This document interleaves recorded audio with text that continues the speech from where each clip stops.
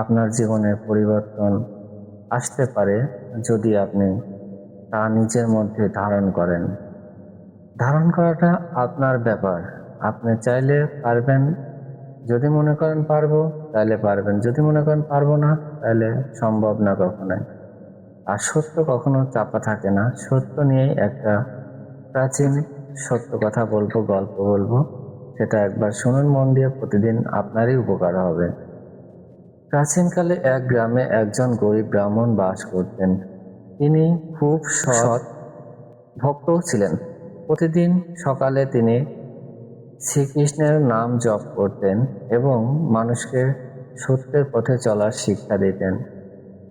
একদিন গ্রামের রাজা ঘোষণা দিলেন, যে ব্যক্তি সবচেয়ে সত্যবাদী তাকে পুরস্কার দেওয়া হবে।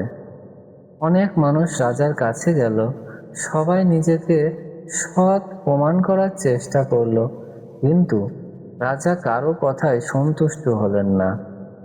শেষে সেই গরিব ব্রাহ্মণকে ডাকা হলো। রাজা জিজ্ঞেস করলেন, তুমি কি জীবনে কখনো মিথ্যা বলেছ? ব্রাহ্মণ মাথা নিচু করে বললেন, মহারাজ, ছোটবেলায় একবার ভয়ে মাকে মিথ্যা বলেছিলাম। তারপর থেকে বুঝেছি মিথ্যা মানুষকে ভিতর থেকে দুর্বল করে দেয়। সবাই অবাক হয়ে গেল, কারণ অন্যরা নিজেকে নিখুঁত দেখাতে চেয়েছিল, কিন্তু এই ব্রাহ্মণ নিজের ভুল স্বীকার করলেন।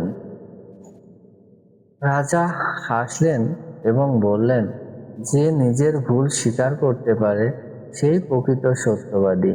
তারপর রাজা তাকে সম্মান ও পুরস্কার দিলেন। ব্রাহ্মণ তখন বললেন, মানুষ ধন সম্পদ দিয়ে বড় হয় না, সত্য, ধর্ম আর ভালো কর্মই মানুষকে মহান করে। সেই দিন গ্রামের সবাই বড় একটি শিক্ষা পেল। তো আমরা এই গল্প থেকে অবশ্যই ভালো একটা শিক্ষা পাবো, যে সত্য সর্বদা ভাসমান তেলের মতো। আশা করি সবাই বুঝতে পারছেন। ভালো থাকবেন, সুস্থ থাকবেন। পরবর্তী ভিডিও পেতে আমাদের চ্যানেলটিকে সাবস্ক্রাইব করবেন এবং ভিডিওতে একটা লাইক দেবেন।